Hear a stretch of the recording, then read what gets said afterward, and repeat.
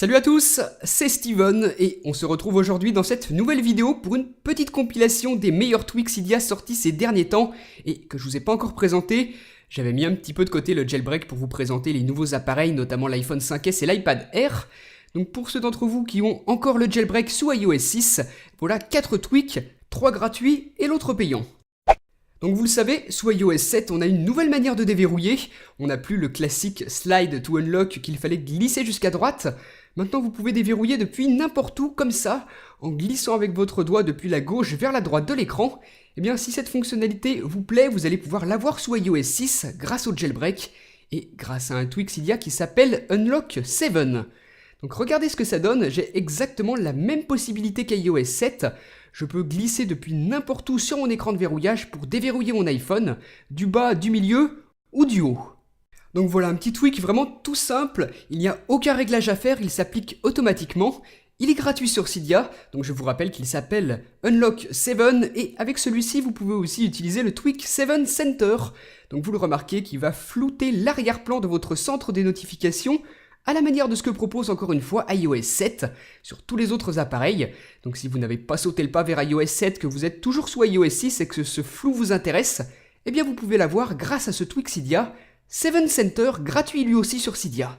Voilà donc deux petits tweaks vraiment sympas pour donner un petit air d'iOS 7 à votre appareil encore jailbreaké sous iOS 6, la manière de déverrouiller d'iOS 7 et le flou du fond d'écran.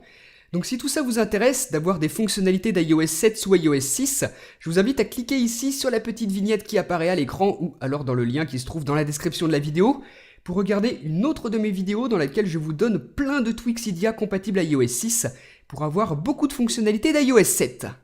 Le tweak suivant s'appelle Free Space Cam, il coûte 1$ sur le Cydia Store et va vous donner pas mal d'infos importantes pendant que vous êtes en train de prendre une photo ou alors capturer une vidéo.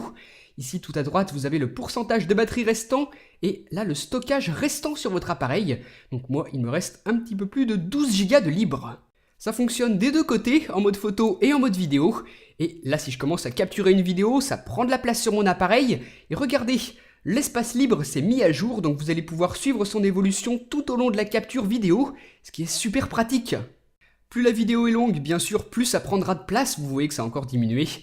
Donc voilà comment ça fonctionne en tout cas.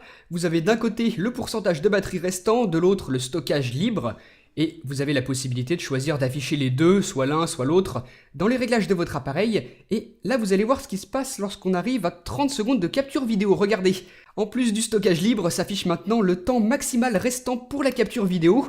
Donc là, moi je peux filmer encore au maximum jusqu'à 96 minutes par exemple. Donc ça, je trouve que c'est vraiment une fonctionnalité hyper pratique.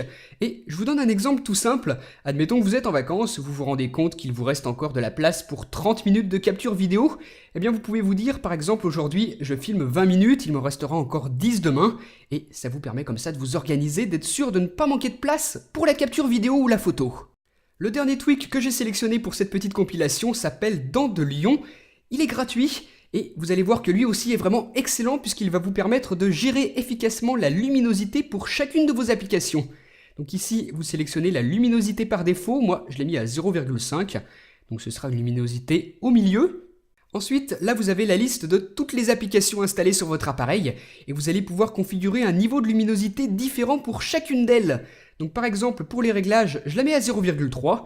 Donc là, la luminosité est à 50%. Si j'ouvre les réglages, hop, vous voyez qu'elle change instantanément. La luminosité est réduite à 0,3 et c'est encore plus flagrant si je la mets à 0,01.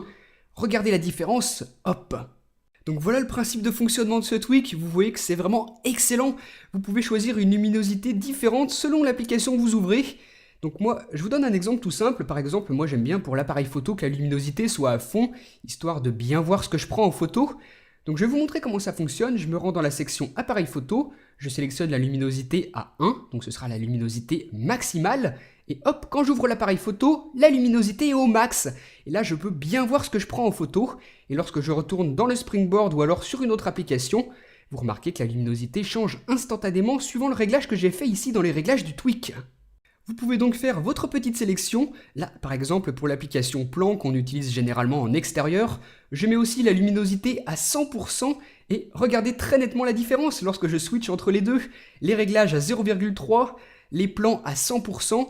vous voyez que le Tweak gère parfaitement la différence de luminosité entre les différentes applications, et ça c'est vraiment hyper pratique.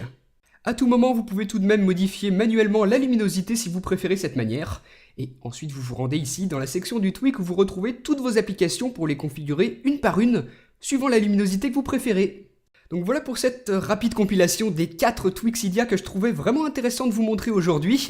Vous retrouvez toutes les infos sur le nom, sur le prix, sur la source dans la description de la vidéo. Donc dites-moi ce que vous en avez pensé dans les commentaires et à très bientôt pour une prochaine. Salut!